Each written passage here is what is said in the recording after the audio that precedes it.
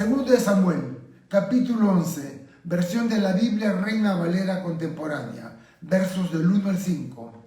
Al año siguiente, en el tiempo en que los reyes salen a la guerra, casi esto era en primavera, siempre en primavera empezaban los ataques.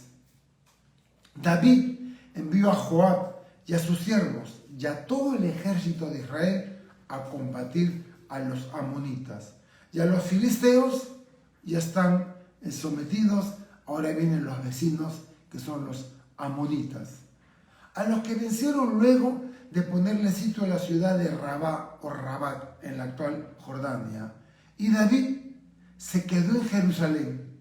Y un día, por la tarde, mientras se paseaba por la azotea de su palacio después de la siesta, vio desde allí a una mujer muy hermosa que se estaba bañando. Y al preguntar quién era ella, le dijeron que se llamaba Betsabé y que era hija de Eliam y esposa de Urías, el hitita.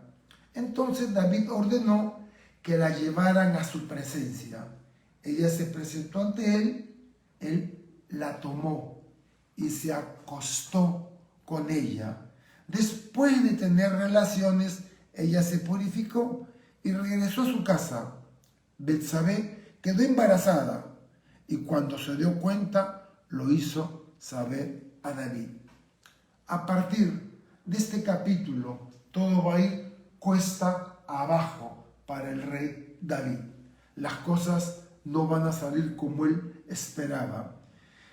Estamos alrededor del año 1035 a.C.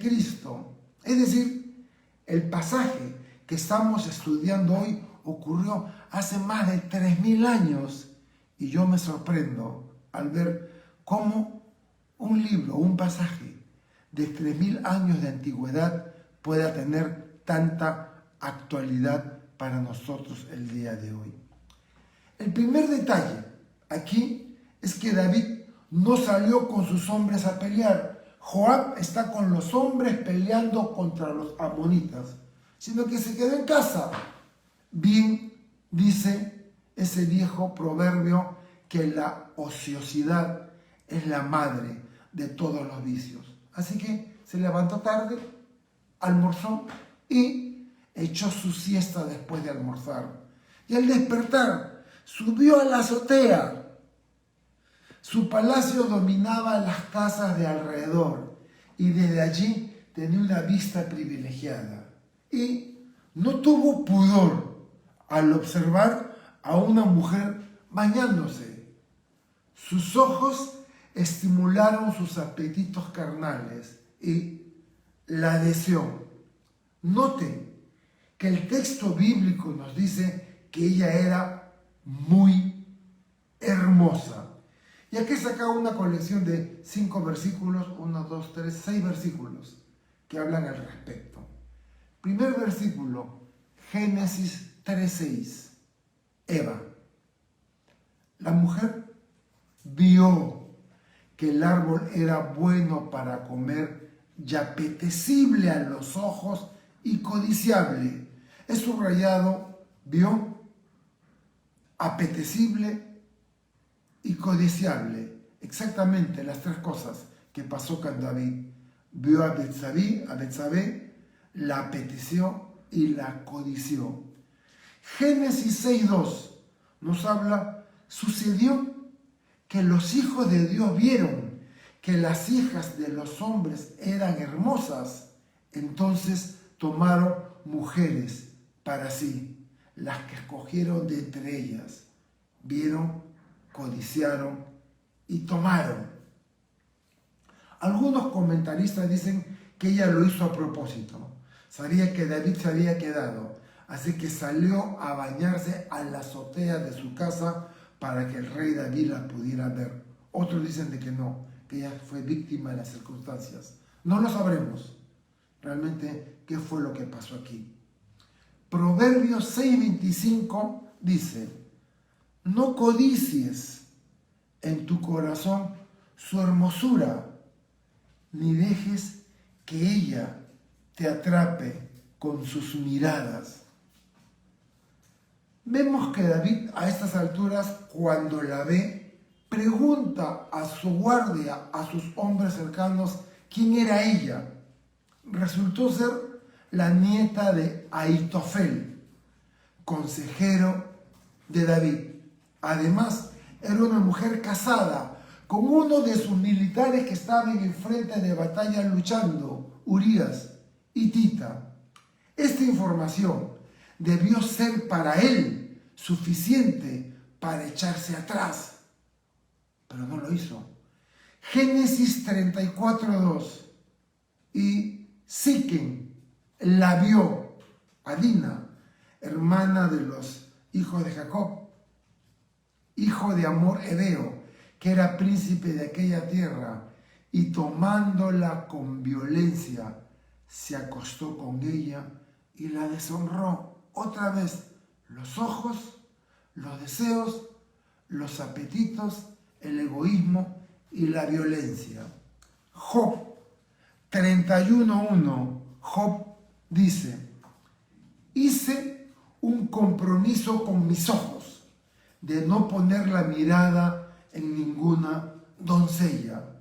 Y el Señor Jesús, en el Sermón del Monte, en Mateo 5:28 dice: pero yo les digo que cualquiera que mira con deseos a una mujer, ya adulteró, ya cometió adulterio con ella en su corazón. Y Juan el apóstol, en su primera carta, al final de la Biblia, dice: porque todo lo que hay en el mundo, es decir, los deseos de la carne, los deseos de los ojos y la vanagloria de la vida, no provienen del Padre, sino del mundo. Ojos, deseos, carne, vanagloria. Todo esto viene del mundo. David, haciendo caso omiso a todas las advertencias, la mandó traer y consumó el adulterio. La aventura terminó, aventura de una noche, pero sus terribles y trágicas consecuencias están pronto a suceder. Betsabé quedó embarazada y se lo hace saber al rey David. Versículos del 6 al 13, segunda de Samuel capítulo 11, 6. David envió un mensaje a Joab ordenándole que hiciera volver a Urías el hitita. Joab cumplió sus órdenes y cuando Urías se presentó ante David, le preguntó cómo estaban Joab, los soldados, cómo se iba desarrollando la guerra. Y después de eso le dijo: vete a tu casa y ponte cómodo. Y en cuanto Urías salió del palacio, David le dio un regalo especial de su mesa. Pero Urías no fue a su casa, sino que pasó la noche a las puertas del palacio real, en compañía de los siervos del rey. Cuando le dijeron a David que Urías no había dormido en su casa, el rey lo llamó y preguntó: tú has tenido un viaje largo, ¿por qué no fuiste a dormir a tu casa? Y Urías respondió: podría entrar en mi casa, comer y beber, dormir con mi mujer, mientras el arca del Señor está en una tienda de campaña, mientras mi señor Joab y los ejércitos de Israel y Judá y los siervos del rey duermen en el campo. Juro por la vida de su majestad que jamás haré algo así. Entonces David dijo a Urías: quédate todavía hoy, mañana te enviaré de nuevo al campo de batalla. Y Urías se quedó en Jerusalén ese día y el siguiente. Y David lo invitó a comer y a beber hasta que lo embriagó.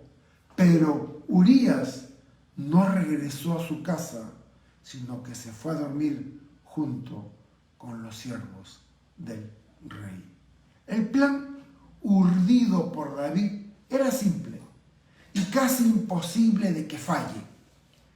En Lucas capítulo 2, versículo 2 nos advierte el Señor Jesús: porque no hay nada encubierto que no haya de ser manifestado, no hay nada oculto que no haya de saberse.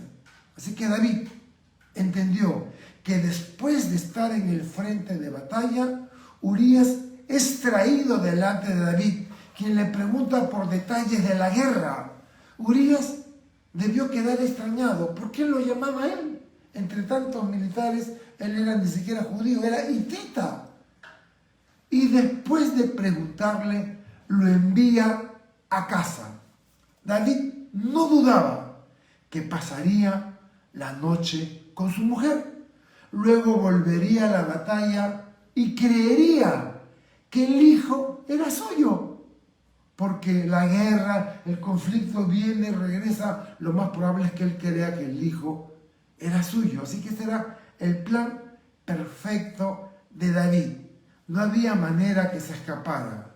Y David además le hace llegar un delicioso banquete para que lo disfrute con su esposa. Pero al día siguiente, David se entera que Urías no fue a su casa y se quedó con los soldados de la guardia.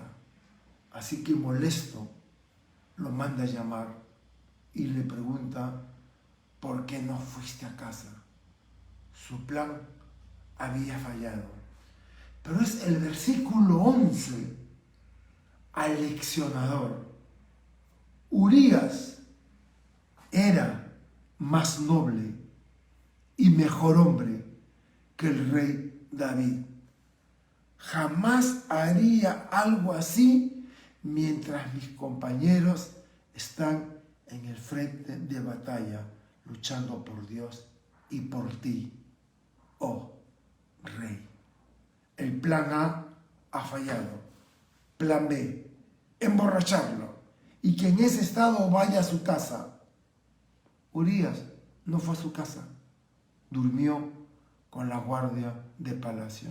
No le entraba a él en la cabeza gozar y disfrutar de esta pequeña ventana que se le había abierto. Él era consciente que sus compañeros luchaban, que él debía estar allí.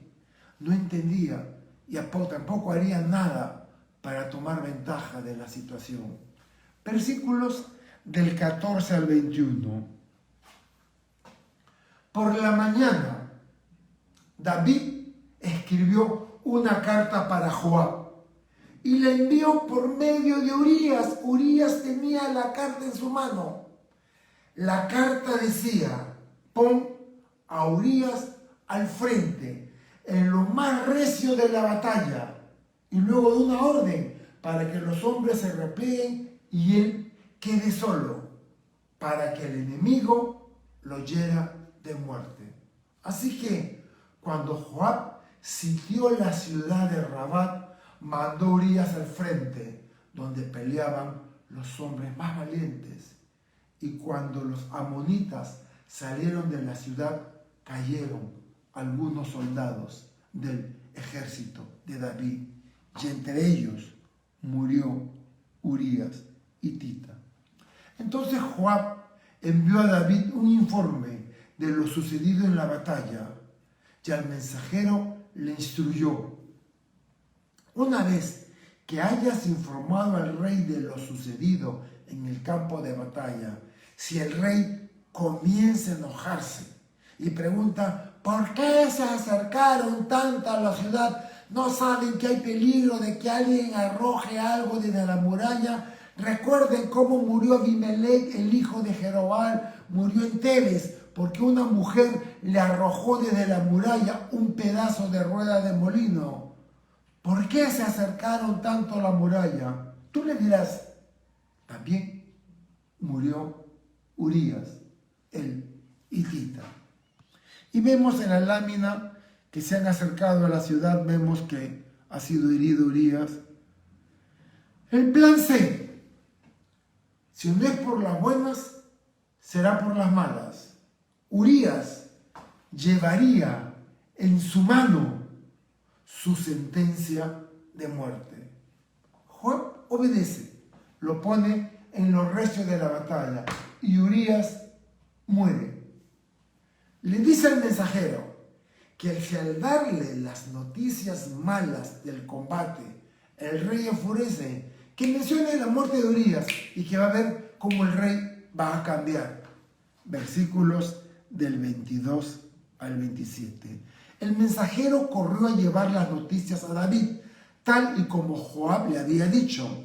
Y al llegar le dijo a David: los que salieron de la ciudad al campo para pelear contra nosotros nos estaban dominando, pero los hicimos retroceder hasta las puertas de la ciudad. Sin embargo, sus flecheros nos atacaron desde la muralla y alcanzaron a herir a varios de sus soldados. Entre ellos murió también Urías, el hitita. Entonces David le dijo al mensajero: dile a Joab que no se preocupe por lo que pasó, pues la espada mata a unos y a otros, pero que refuerce su ataque contra la ciudad hasta conquistarla. Tú, por tu parte, infúndele ánimos. Cuando la mujer de Urías supo que su esposo había muerto, se vistió de luto, pero después que guardó el rigor del luto, David mandó por ella, la hizo su esposa, y ella le dio un hijo. Pero,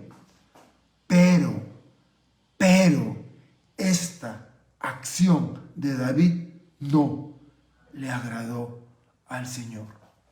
Tal como Joab lo predijo, así ocurrió.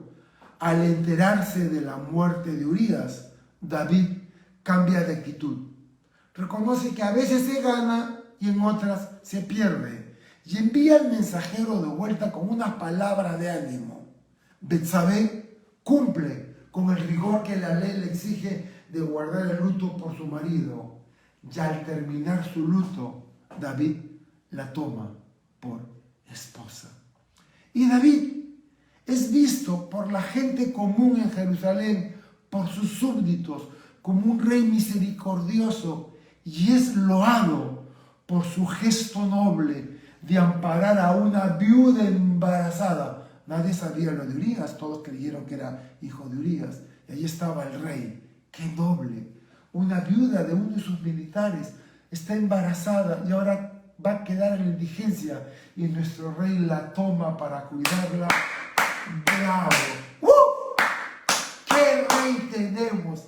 ¡Qué bueno es el rey! Y David se hinchó como un pavo real. Su plan había sido un éxito. No solamente no consiguió engañar a Urías, pero consiguió matarlo con la espada de la amonita. Y luego de eso, él es visto como un hombre bueno. Así que jamás su pecado y estas cosas tan tremendas le habían salido bien. Pero es al final del versículo 27 donde encontramos la verdadera advertencia. Esta acción no agradó al Señor. Y yo me pregunto, ¿cuántas de las acciones que hacemos, cuánto de nuestros pensamientos y de nuestras conversaciones no son agradables a Dios? Capítulo 12, versículos del 1 al 6. Un día, el Señor Dios envió a Natán a hablar con David. Y Natán le dijo: en cierta ciudad vivían dos hombres. Uno de ellos era rico y el otro era pobre. El rico tenía muchas ovejas y vacas, pero el pobre solo tenía una corderita que había comprado y criado. Era como su propia hija, pues comía de su mesa, bebía de su vaso y dormía en su regazo. Era como de la familia, pues había crecido con él y con sus hijos. Y un día el hombre rico recibió un visitante y como no quiso matar a ninguna de sus ovejas o vacas para ofrecerle de comer al visitante, fue, tomó la oveja del hombre pobre, la preparó para su visitante.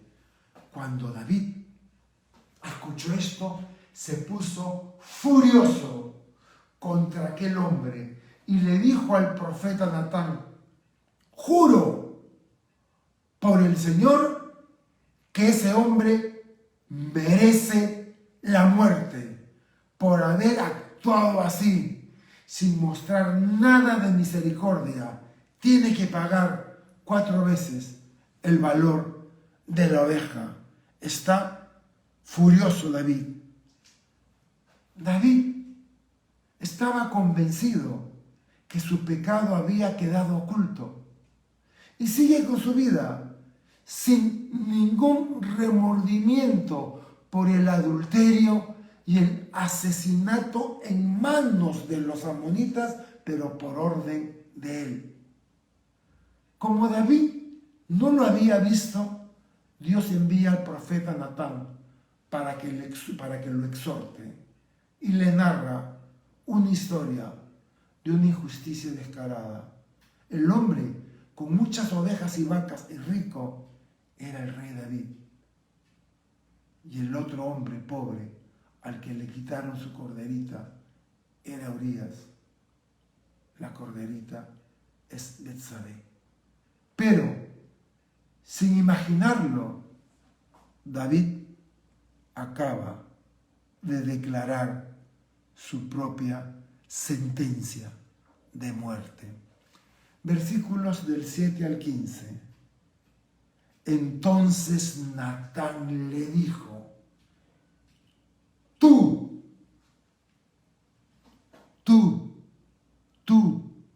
eres ese hombre.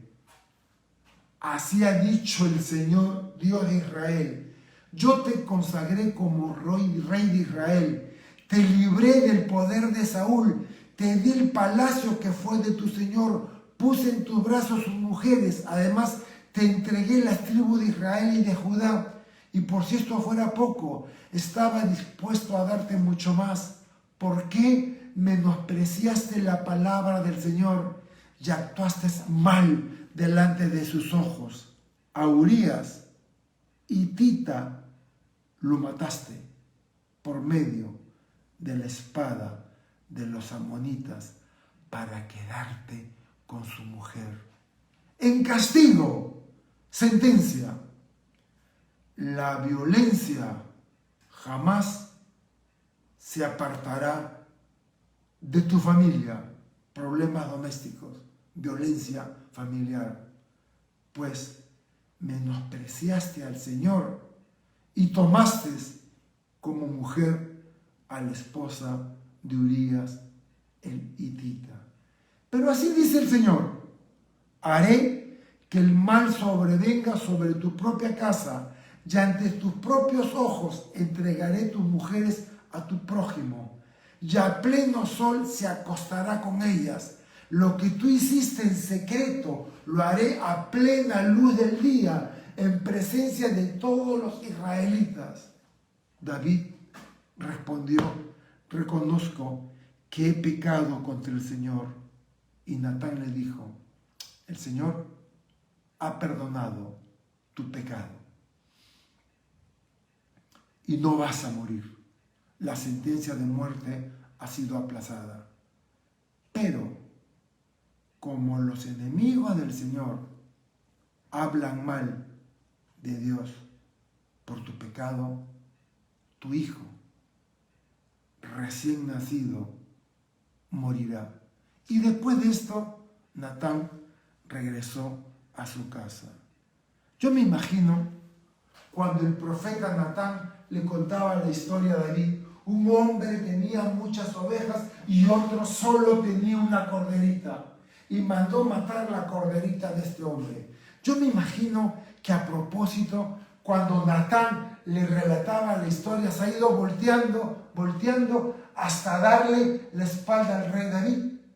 Y cuando el rey David dice: el que ha hecho eso debe morir, Natán se voltea y lo señala en medio de los ojos: tú eres y acabas de sentenciar tu propia muerte.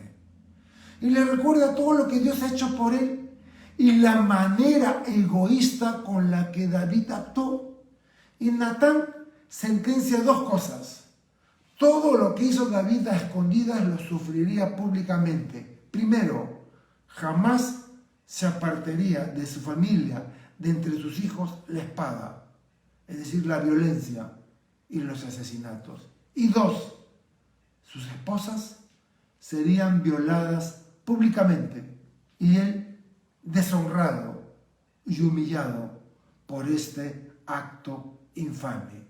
Además, le dice Natán a David que por culpa de su mal testimonio, la gente habla mal de Dios. Y recuerdo cuando vivía en un edificio y en el primer piso del edificio había una bodega y el bodeguero era cristiano, pero un cristiano raro, era un cristiano que espantaba a la gente. Cuando alguien iba a la bodega, a la tienda, a comprar, me da una cerveza o me da unos cigarrillos, él salía, hijo del diablo, el licor es de Satanás. Y la gente salía de la bodega diciendo, este hombre está loco. Es decir, su testimonio de un cristianismo tan raro y tan fácil para juzgar hacía que la gente no quisiera saber nada de Dios. Porque en alguna oportunidad, conversando con un vecino del edificio, le dije, yo soy cristiano.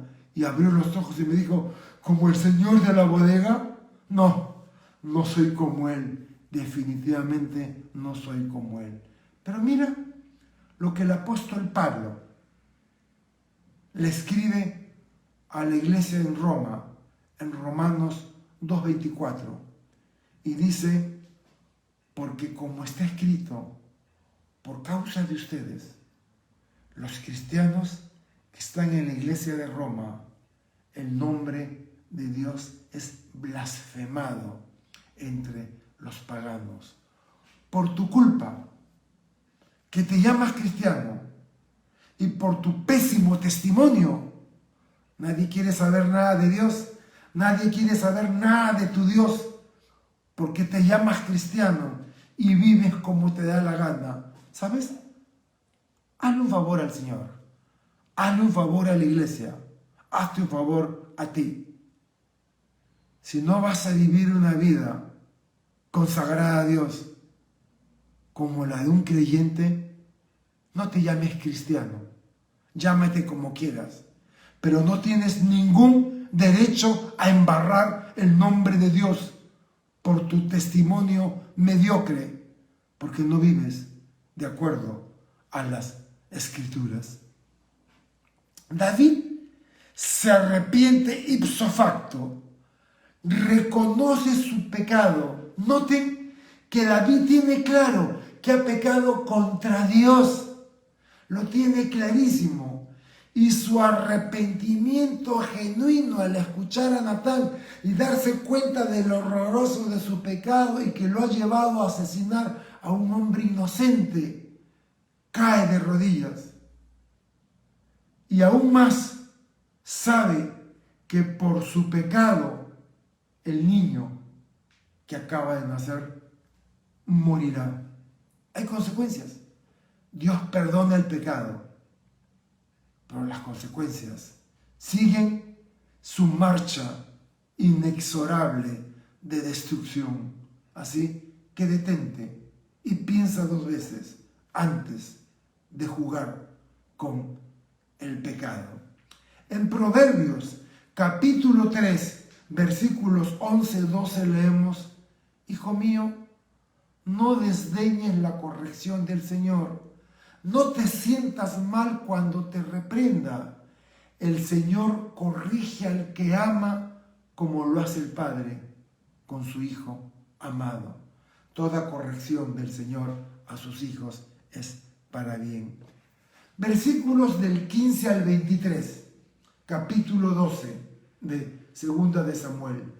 Y el niño que la mujer de Urías le dio a David se enfermó de gravedad, porque el Señor así lo quiso. David le rogó al Señor por la salud de su hijo, ayunaba, se pasaba la noche acostada en el suelo. Los ancianos que vivían en su palacio iban a verlo, trataban de levantarlo del suelo, pero David se negaba a levantarse, tampoco quería comer. 7 días después, el niño murió y sus sirvientes temían decírselo, pues decían: si cuando el niño vivía el rey no quería escucharnos, con más razón se afligirá si le decimos que el niño ya murió. Pero cuando David los vio hablar entre sí, se dio cuenta de que el niño ya había muerto. Así que les preguntó: ¿ya ha muerto el niño? Y ellos, petrificados, respondieron: sí, Señor, ya ha muerto. Entonces David se levantó del suelo, se bañó, se afeitó, se perfumó, se cambió de ropa, luego fue a la casa del Señor, lo adoró y después regresó a su casa, pidió de comer y comió. Los sirvientes se rascaban la cabeza, preguntaron: ¿qué es lo que haces? Cuando el niño aún vivía estuviste ayunando, llorando, pero ahora que ha muerto, te levantas y pides de comer. David les dijo: cuando el niño aún vivía, yo ayunaba, lloraba y decía: tal vez el Señor se compadezca de mí y deje vivir al niño. Pero ahora que el niño ha muerto, ¿de qué me sirve ayunar? ¿Acaso podría devolverle la vida? Yo puedo ir a donde él está, pero él ya no puede venir conmigo. El niño nace enfermo. David por 7 días ora, ayuna por su salud, clama. Los siervos están preocupados por David y en eso el niño muere. Cuando David preguntó si había muerto, se levantó como si nada, se aseó, fue a la casa del Señor, adoró y luego comió. Y cuando los siervos que no entienden la actitud de David le preguntan sorprendidos por qué lloraba y ayunaba cuando el niño estaba enfermo y ahora que murió actuaba como si nada, David les da una de las respuestas más interesantes en toda la Biblia respecto a la muerte y a la vida. Mientras el niño aún vivía, yo no comía y lloraba porque creía que Dios me tendría compasión y sanaría a mi hijo. Pretendía mover a Dios a misericordia. Pero ahora que ya ha muerto, ¿qué gano con no comer? No puedo devolverle la vida, ni hacer que vuelva a estar conmigo. Más bien, algún día yo moriré e iré a reunirme con él. Escuchen, no hay absolutamente nada que podamos hacer por las personas que han muerto. Y escúchame, hasta orar por ellas es inútil. Cuando alguien dice: hoy, por favor, ora por mi pariente muerto, por mi abuelita, por mi tía, le digo: no hay nada que podemos hacer. Cada uno es responsable de sus actos y su destino final y toma su decisión mientras vive su vida aquí. Pero una vez que partió, no hay absolutamente nada que podamos hacer por los muertos. David lo explica acá. Yo iré a él, pero él no vendrá a mí. Sabemos que David le pone por nombre a ese niño Natán, en honor al profeta Natán, pero el niño murió. Versículos 24 y 25. David fue y consoló a Betsabé, su mujer. Se allegó a ella y ella le dio un hijo al que llamó Salomón. Y el Señor amó a este niño y por eso envió un mensaje al profeta Natán para decirle que lo llamara Jedidías. Y es en esas circunstancias de dolor por su pecado, la muerte del niño, que David escribe uno de los salmos más espectaculares de la Biblia. En medio del dolor, en medio de la tragedia, es consciente del horror, de la podredumbre de su propio pecado. Y con el corazón en la boca o en las manos, escribe el Salmo 51. El Salmo que por generaciones, por más de 3000 años, hombres y mujeres en todos los continentes y en todos los tiempos han hecho de este Salmo su oración de genuino arrepentimiento cuando fueron conscientes que le fallaron a Dios. Los animo a que busquen en nuestro canal de YouTube, Gracia Calvary Chapel, el Salmo 51. Este es el contexto por el cual David escribe este libro. Así que, cuando pecamos y le fallamos al Señor, el Salmo que debemos hacerlo a nuestra oración es el Salmo 51. Y dice, y Dios le dio un niño al que llamó Salomón, Shalom, paz, pacífico, que trae la paz. En Primera de Crónicas 22:9 leemos, te nacerá un hijo, el cual será un hombre de paz. Yo haré que esté en paz con todos los enemigos que lo rodean. Por eso se llamará Salomón. Durante su vida yo le daré a Israel paz y reposo. La Biblia dice que Dios amó a este niño y le dijo al profeta Natán que le diga a David que lo llame amado de Dios. Y escucha esto, ¿no te sorprende que la Biblia dice que Dios amó a este niño? Que Dios ama a los niños, que Dios conoce a los niños incluso cuando se encuentran en el vientre de sus madres, y Dios los conoce.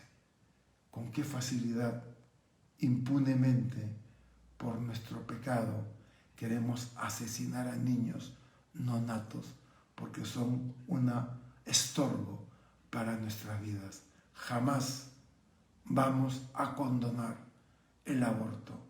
Todo lo contrario, seremos reacios y diremos que desde acá, desde este canal, desde esta iglesia, defenderemos a aquellos indefensos que no pueden defenderse por sí mismos, los neonatos. Y terminamos con los versículos del 26 al 31. Joab se encontraba en Rabat, combatiendo a los amonitas, y capturó la ciudad del rey. Y envió un mensaje a David para decirle, luego de sitiar la ciudad de Rabat, he capturado las reservas de agua. Por favor, reúne al resto del ejército, ven con ellos y acampa frente a la ciudad y tómala. Si yo la tomo, llevará mi nombre. Y David reunió entonces al resto de su ejército, fue y luchó contra Rabá y la capturó. Le quitó al rey la corona de oro que llevaba, la cual pesaba 33 kilos. Tenía incrustadas piedras preciosas. Los hombres de David la tomaron y con ella coronaron a David. Y David obtuvo un gran botín de la ciudad. A la gente que quedaba en la ciudad la puso a trabajar con sierras, trillas, hachas de hierro, y también los puso a trabajar en los hornos de ladrillos. Y esto mismo lo hizo en todas las ciudades de los amonitas. Después David regresó a Jerusalén con todo su ejército. Joab, buen militar, quiere darle el crédito a su rey, manda llamar a David. Ya tomó el agua, sin agua la ciudad se va a rendir pronto, y quiere que sea él quien entre triunfalmente a la capital de los amonitas. Y así se lleve la gloria. Vemos un acto de humildad en un personaje tan extraño como era Joab. Toma la corona del rey que pesaba 33 kilos y sus hombres lo coronan. Y David hizo tributarios a los amonitas y regresó triunfante a Jerusalén. Y aquí hemos llegado al final de los capítulos 11 y 12. Hemos llegado al momento en que el profeta Natán da una profecía letal: violencia, maltrato, muerte entre tus hijos. Y la próxima semana vamos a estudiar un capítulo fuerte, el cual es contemporáneo. El próximo jueves los animo, si tienes hijos adolescentes o hijos jóvenes, que escuchen la enseñanza de este jueves 13 de enero, segunda de Samuel capítulo 13, al cual ya he titulado Crónica de una violación. Y vamos a ver hasta dónde nos pueden llevar nuestros apetitos descontrolados. Qué importante es que vengamos a la palabra de Dios y que en ella encontremos la luz para que guíe nuestras vidas. Tú tienes libertad para escoger cómo quieres vivir, pero yo y mi casa serviremos al Señor. Gracias, Señor, por tu palabra. Gracias porque nos asombra ver un hombre como David, al cual tú llamas, que tiene un corazón perfecto para contigo, pecar tan bajo, cometer adulterio y ordenar un asesinato. No nos entra en la cabeza que a pesar de eso tú dices que no hubo en la tierra un hombre que tuviera un corazón tan sensible como David. ¿Y qué es lo que hacía David diferente? Si era como cualquier pecador y aún peor, su corazón sensible cuando te ofendía y el quebrantamiento de su ser ante ti, pues sabía que había pecado contra ti. Pon, Señor, en nosotros este mismo sentir de David, para que cuando te fallemos nos duela amargamente, como ocurrió con David. Señor, te encomendamos a nuestras familias, a nuestros seres queridos. Quiero orar, Señor, por los hijos y la viuda de nuestro amado hermano Julio Aguirre, que hoy gocen tu presencia, Señor. Tráeles paz a ellos. En el nombre de Jesús oramos. Amén y amén.